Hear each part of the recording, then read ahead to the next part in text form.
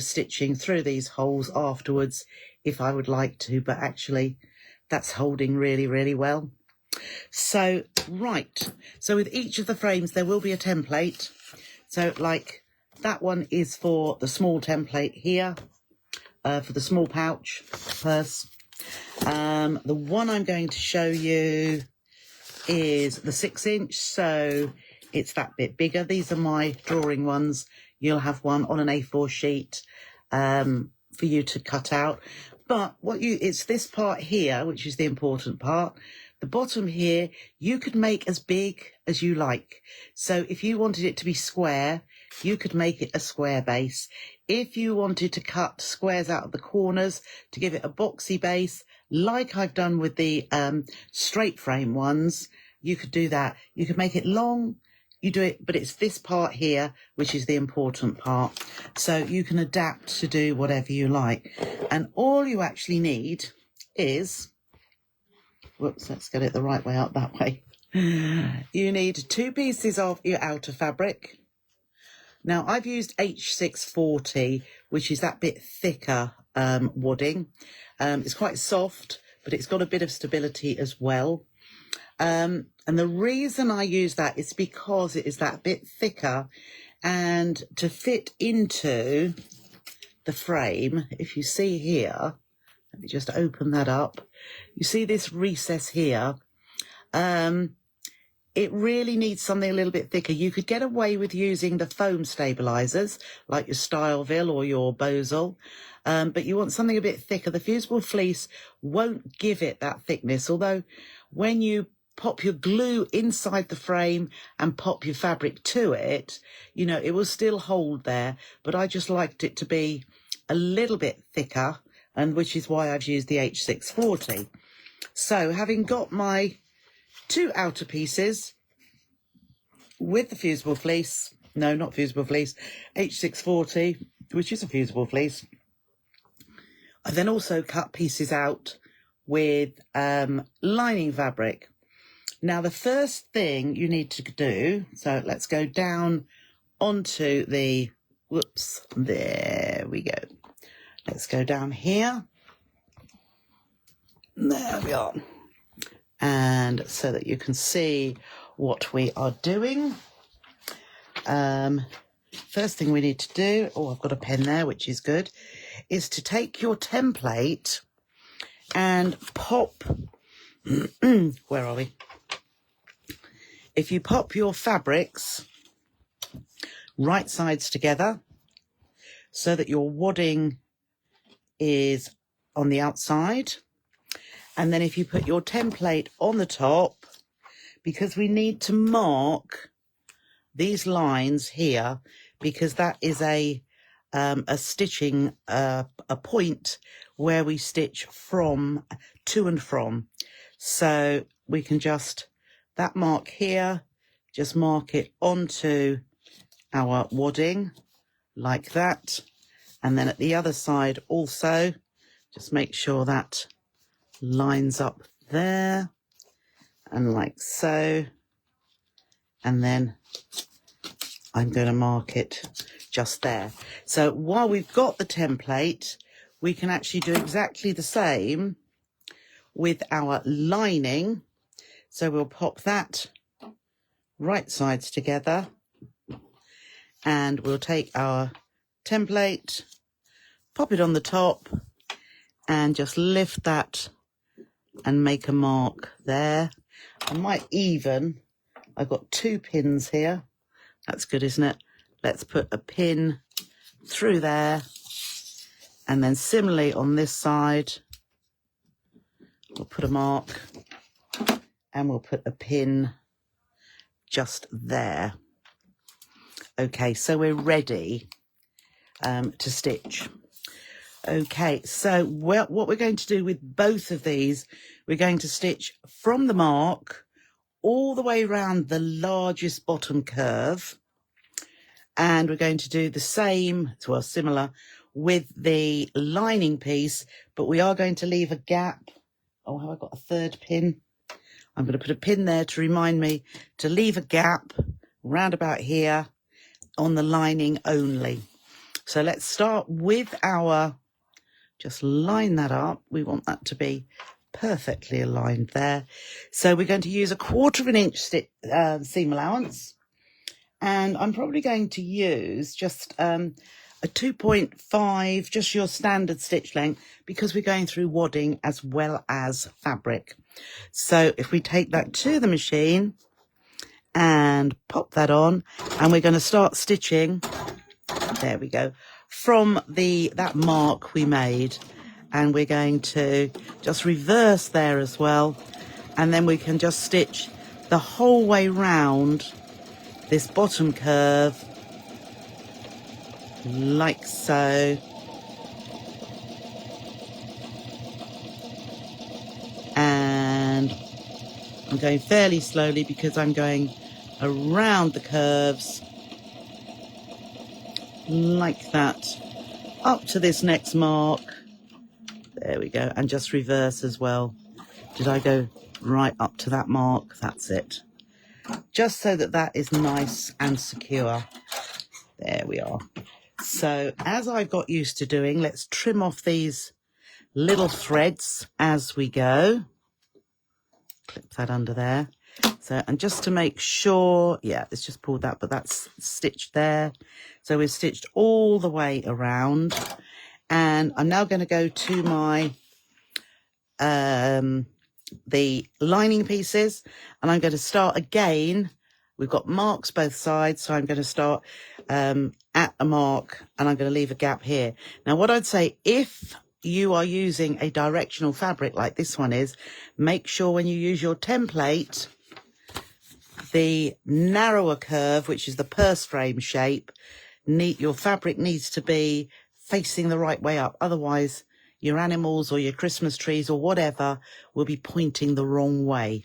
So I did make sure that I put it up the right way. So let's just go onto our lining, 1/4 inch again, and we will start off and we will reverse there just to make that nice and robust, sturdy, and then come round that curve. And I am going to leave, let's see, I'm going to leave a big enough gap. There we are. So I'm going to leave probably 3 or 4 inches, and I'll cut my thread there. There is my gap, and we'll start again. So you'll notice that I've left the gap along the straight edge here, because there's nothing worse than trying to turn in or close the gap on a curved edge. So let's just go nice and slowly. Whoops. Let's just cut that thread. That's it. That was just hanging. Oh, is it decided? Are we stitching? No, we're not stitching. Let's see. No, we weren't stitching. So let's just start again. Oh, was my bobbin? Let's just make, oh no, the bobbin's decided to jump out. Okay. So let's just drop that back in, around there, around there. That's better. There we go. Right, let's start again. And let's just reverse there and come around this curve. There we go. And up to my pin or the mark that I had there. And you want to go to that mark because they are going to match up when we come to put the two pieces together. Okay. I didn't want that little bit of thread there. Oh, tell you what, it didn't even stitch the whole way round the other side. Oh, for goodness sake. Let's line that up. Right, let's start again from here. Didn't even notice that it hadn't. There we go. So around we go. There's our gap. And cut the thread. So you would soon notice if it hadn't stitched eventually. Right, so we have stitched now. We have got our gap left in the bottom here. So we are going to leave the lining as it is. with the right sides on the inside, but we're going to turn the outer piece to the right side. Okay, so that, and I'm not clipping into any curves because I think, or I like it to be sturdy, and I don't want there to be any reason for it to come undone. So I've just turned that to the right side and just pushed those. Let's see what I've got here. Let's pop our pen in there. Just put something in just to push these out. Now with H640, I don't always press it again because it doesn't really look as if it needs to be pressed. That's come out nice and curvy. So all we're going to do now is take this. We've got the opening. We're going to take this and pop it into our lining piece. So just scrunch it up a little bit, pop that in. No need to think about a front and a back. As long as you've got the right edge, well, there's only one edge to go in here, isn't there? And then where the opening is, you can sort of pull this down so that those curved, the bottom part goes into the bottom there, because all we need to do is line up what is going to be the purse frame edge. So it's probably easier to line up these sides down here. Just push that down a little bit more so that that can line up. So we'll line that seam just there. And let's see, don't drop my pin. I am going to put a pin in there. And then we can also go to the other side and we can put a pin in here. So we will need to just push that further in so that the opening lines up there. And there is another pin just to hold that together. And then these two, the edge here, should line up nicely, which it is. I'm just going to grab a pin off of there as well. So let's just put that one in there. And then the other side, oh, you can see that lines up nicely without really doing too much at all. Okay, so you can either stitch on this side, or I actually find it easier to stitch on this side. So you can start, I find it easier not to start at one of the edges. So I'm going to start sort of halfway along, because we are going to go all the way around here and all the way around to the other side. So let's just make sure that that lines up, and we can line it up as we go. So I'll start just a short way around, and again, 1/4 inch seam allowance. And then let's just push that over as we come to it, because we want that to line up beautifully and down to there. And to be honest, if if it's a little bit wobbly around here, it's not going to make any difference. So when I get to here, what I'm going to do is sort of push this underneath so that, and I've sort of pulled this out so I can make this almost a straight edge. So I'm going to pull that pin out now and go up to the seam. There we are, which I have. One more, I'm up to the seam. And then, because we're coming around the next edge here, make sure that's all lined up and carry on stitching around here. Now I'll take that pin out now because that's underneath. And let's just perhaps come down just a little bit further there. And just carry on round, making sure our edges, our raw edges, are still lined up. And we're coming around to this part here. So again, when we get to near here, just push the other part of the purse underneath so that we've got a nice long edge here. So I'm still pulling it a little bit diagonally, but I'm going to come into where the side seam is. And the pin is there just holding it. There we are, up to that point. And then we can pull it round again so that we can carry on to meet where we started. And then if you can meet that point, that's all well and good. Okay, so we've got all that stitched. Now, where we left the gap, we can then pull the purse through. So we're pulling the outer fabric through there. Okay, and I've got my hole here, but what you'll need to do is then, this part is where the purse frame is going. So just push that out and run your finger or your nail around that edge, and you can see just there, that's come through.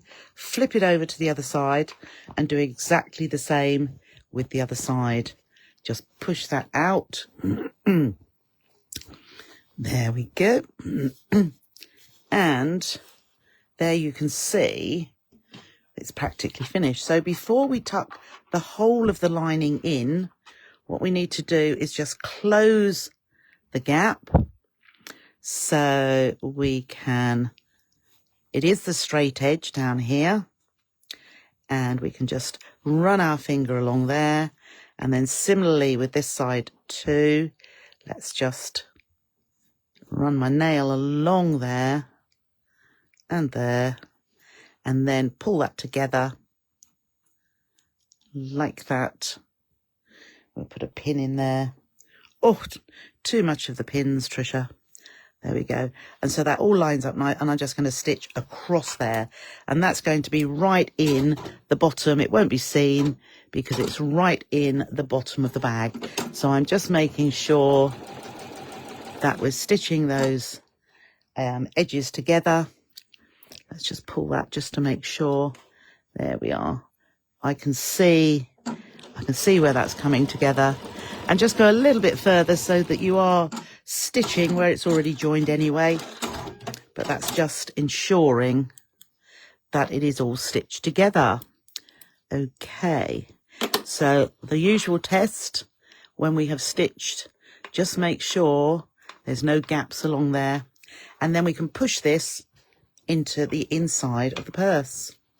So again, tuck your fingers in there. And I don't even, on this bit here, what I would normally do is clip into there, but I would leave that, because if you clip in just that little bit too far with wear, it could quite easily come undone. And the last thing, because the purse frame is going to cover that, that doesn't look too bad anyway. But if it is just a little bit puckered, I wouldn't worry about it. As I say, normally we would clip into that just to make it lie beautifully flat. But the purse frame is going to go over the top of it. Now you could, if you wanted to, just give that a little press around that edge. The other thing I don't, well, I did with the straight edge, but with the curved I didn't. I just leave that as it is. And then all we're going to do is open up our purse frame. And if you look to see the centre, so I can see that little hole there is the centre. You can find the centre of your curved edge. Let's just line that up there. Just bring that around. And if you wanted to, you could mark it, or you can pop a pin where the centre is. So let's just pop that there. So that's the centre, and it should be in exactly the same place on the other edge too. So we could put a pin just there.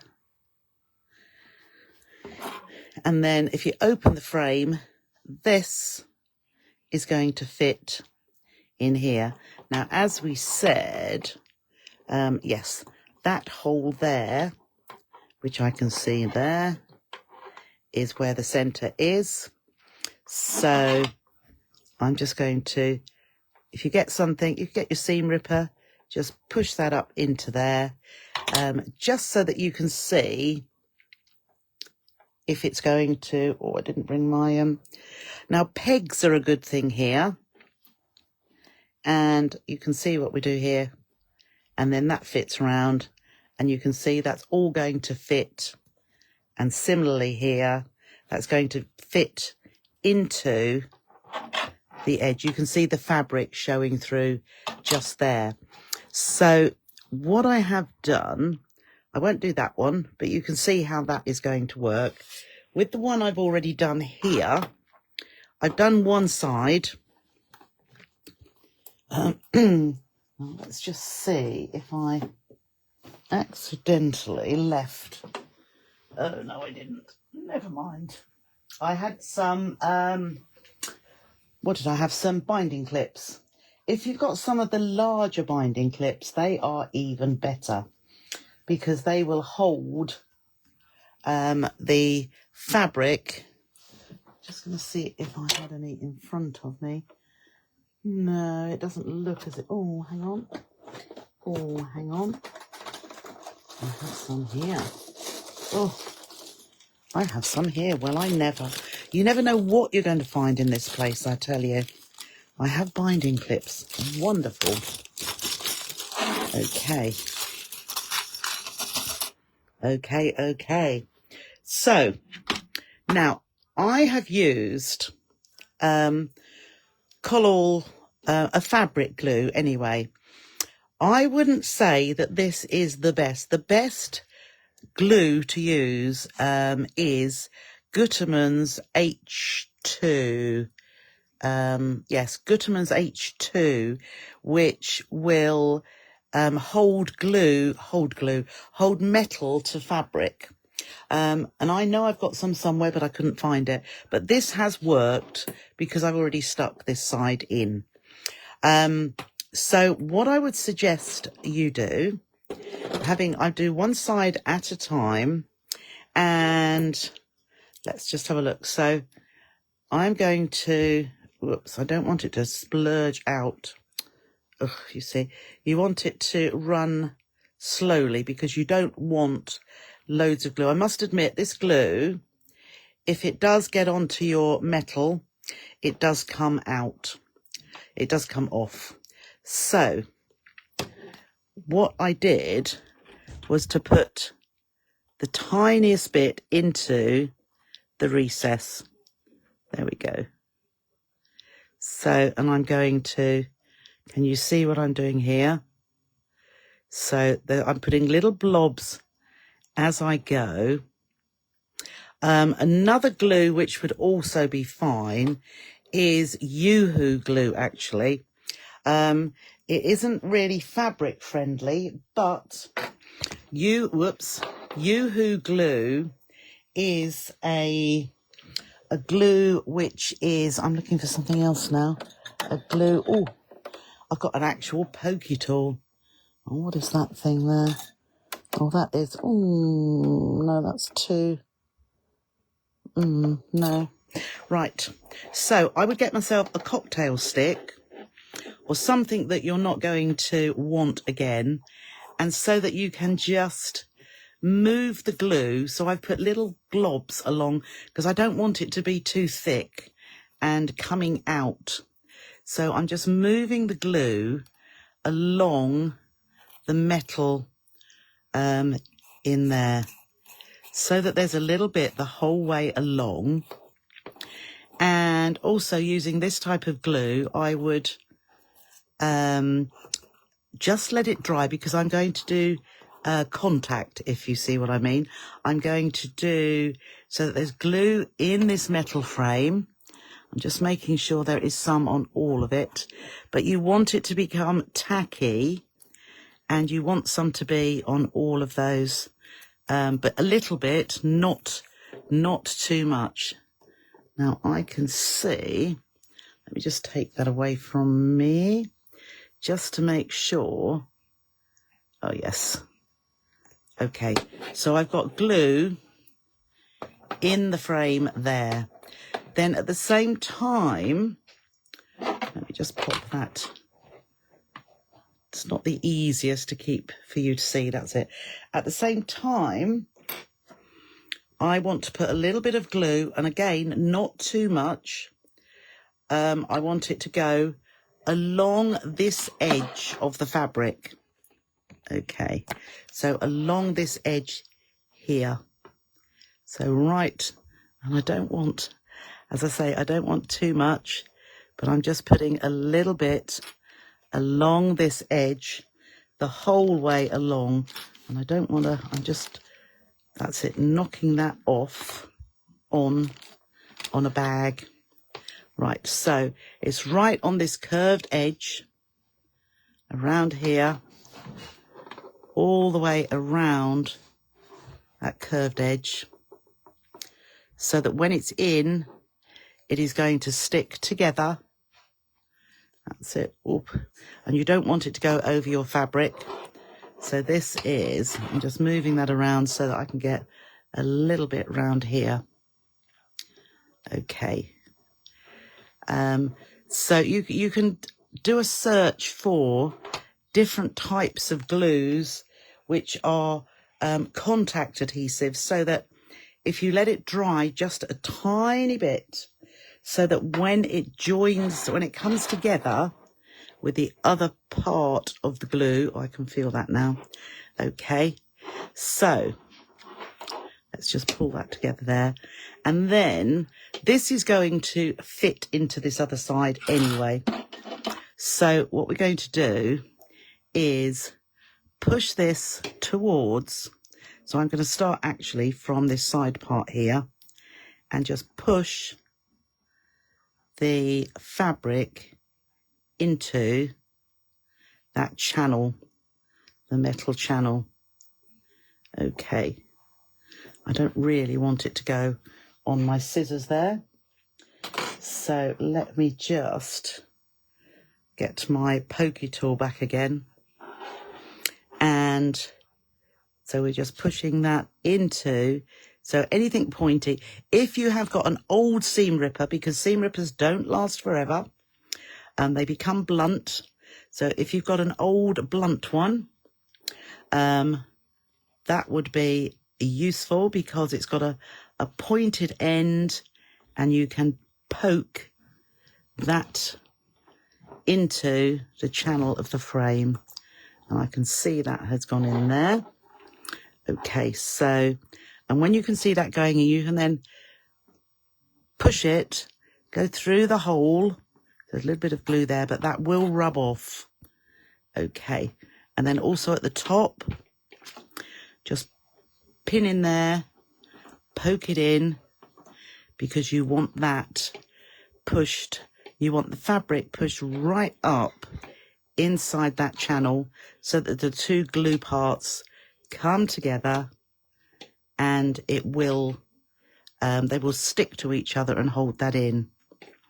Now there's not too much that if you then want to sew through these holes afterwards, it's still going to work, because the glue is on this upper edge inside. Okay, so what I would do then, as I say, these, I would put some actual pegs, because, or some bigger than this, so that it holds that all together while it's drying. Let's just make sure that is pushed up there, or you can even just push that, and you can see how that goes in really quite well, but you want it to go up to right into that inside edge. Okay, there. And then what you'll need to do is just leave that to dry overnight, or for at least a few hours. And as I say, pegs that you'd use on the washing line are going to go further over and actually hold that together. But that is how that works. So I'm going to leave that ready to, well, for it to dry, while I will show you the bigger one. So let's have a look at this one here. Might come up a little bit higher so that you can see all of this. There we go. So we don't need that. So we can take these pins out. So this shape has just got a straight edge at the top. So you can do this in exactly the same way, although it's straight across the top. And I have, because it's that much bigger, I have actually top stitched along there as well. And then on the, I've done the cutout corners here, so that it's boxy. And I think this would work really well with Styleville or your Bosal in our form. But the shape of this, as you can see, it goes down at the sides and it comes out. So all you would do with this is you would find, like I have on this side, let's find the center. And again, look for the center hole there. And then I can bring that, I think that was the center hole. So I'm bringing that pin up to the center hole. And it's easier actually to poke it from underneath. So I haven't got any glue. I would do exactly the same and have glue in here. Again, it's trying to find, oh, there we are. So we've got that little hole there.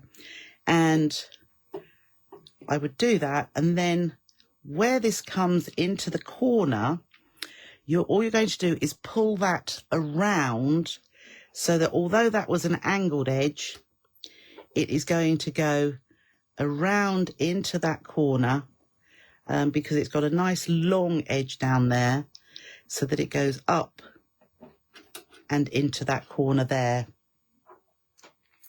As I say, it is quite hard to actually show you, but that is how, and to get it to come into a hole.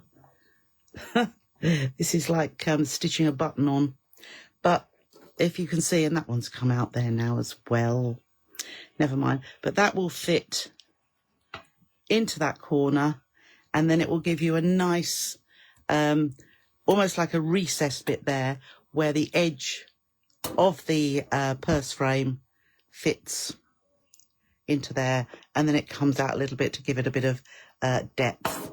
But then your bag would open like so. And as I say, it is just the same as the other one, except that the sides are straight and that's at an angle, but it fits into, as it comes up in there, you just bring that, because it's fabric, it will bend, if you like. So that is going to come up into there, and you can stitch that as well, or you can glue it in first and just stitch through all. But again, pegs are the way to go, just to hold that in place while you're doing your stitching. And what you'll notice is, if you can see on the back here, this flat piece of metal is actually more shallow than where these holes are. So you will be able to stitch through the holes and through this side. So I would actually be stitching, I would have all my pegs on there holding it, and I would be stitching from the inside to the outside, backwards and forwards. And the easiest way, usually what you see is what's a back stitch.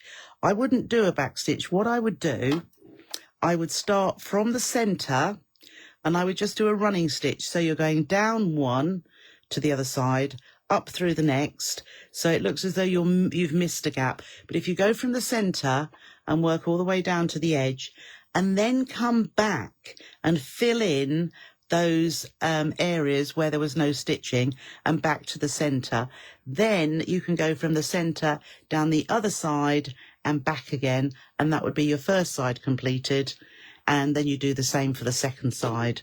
I will get that done at some point, but you know, with hand stitching, it does take that bit longer to do that. So that is actually the basics. No, I don't want that. The basics of your purse frame. Oh, looks like I was tearing my hair out, doesn't it? But I wasn't. So there we are. There we are. Oh, there's Jan there now. Whoops. Okay. Okay, that's right. Oh, it was made with hexy shapes. Yep. Well, if you're going to make it with a piece of patchwork, all you need to do is put the template on your patchwork. With hexy shapes, it just seems a shame to cut through any patchwork that you've done. And you'd probably have done it by hand over papers when you're putting hexagons together. And what a shame when you've done all that work to cut over the hexagons or cut through them. But you could do. So, you know, make yourself a patchwork piece, you know, a square piece, a rectangular piece, then put your template on top and just cut. If you were doing that, what I would do before you do anything else, I would stitch all around the edge of your shape because you don't want it falling apart because you'll have been cutting through seams. So I would do that, or even a zigzag just to hold it. I know it will go into a seam, but the zigzag is going to hold it really well. Okay, so there, oh, that's the one that I'm just leaving to dry. So as you can see, I'm just leaving that one to dry. And this one I have just, no, I didn't. I just poked those in to just hold it. So that's, as you can see, one shape as compared with, so that's the 6-inch curve one. That one is the 4-inch. And then we have a 8-inch and a 10-inch. Okay. And then, as I said, there will be, I wonder if I can pick all 6 of these up. If I alternate the, oh, they fall about everywhere, I know. Just to see the 1, 2, 3. Oh, the more I look at these, the more I love them. So you can see 1, 2, 3, 4, and 5. As I usually do, I choose fabrics that will work together, and being from the same range, they are, you would say, they are bound to. And so there they are, rather nice. Just a nice, well, no, perhaps there's the odd one that could be, I think this one could be masculine here. That one could be a nice manly one. And then also, I think this one could be as well, or even the paisley might. So that one is quite, quite masculine. But, as I say, they will all work beautifully. They might make a lovely quilted hug. That would really be nice, having strips. Or, as we'll talk about on the day for the quilted hug, you'll be able to do it in many different ways. But yes, there they are. So, whoops, I always think of things during the day, what I need to say. One of the things it is, what is it? On Sunday is the 30th of November. So, December the 1st on Monday. So on Sunday even at 6 o'clock on this page, there will be the monthly giveaway for Sew with Trisha members. 6 o'clock here. And everybody in the Sew with Trisha group will be in that draw. And the other thing to say, I have put posts about it. Don't forget to download the PDFs because you've got Friday, Saturday, Sunday. You've got 3 days to get all of your PDFs downloaded. Now, I will put the basic instructions, because I have done just a basic instruction for how to make a purse with a purse frame. So it will be just a little reminder of how you put it together. Obviously, it will depend on what purse frame size you have at home. So, you know, you will need to just make your template and then the instructions will show you how to put it together. If you do buy one off the website, it will come with a template and there will also be the printed instruction of how to make it. But for Sew with Trisha members, I'll put the PDF in the group so that you might have a kit at home and think, I don't know how to put it together. So you can do it from the instructions that I've got there. Okay, tomorrow we have little mini Christmas makes. I've got 2 that I'll show you. It depends, I might do, there might be another, but I've got 2 others in mind as well, but they might come for another night because we've got the whole of December. And if they're nice little quick makes, you can get them ready for the big day anyway. Anyhow, it's coming up 7:30. And I'll say at this point, thank you very much for joining me tonight. It's lovely to have a chat with somebody other than Martin. And I will see you tomorrow, being Friday, at 6:30 here again, and we'll do a couple of mini Christmas makes. Okay, so take care, enjoy the rest of your evening, and see you tomorrow. Bye for now.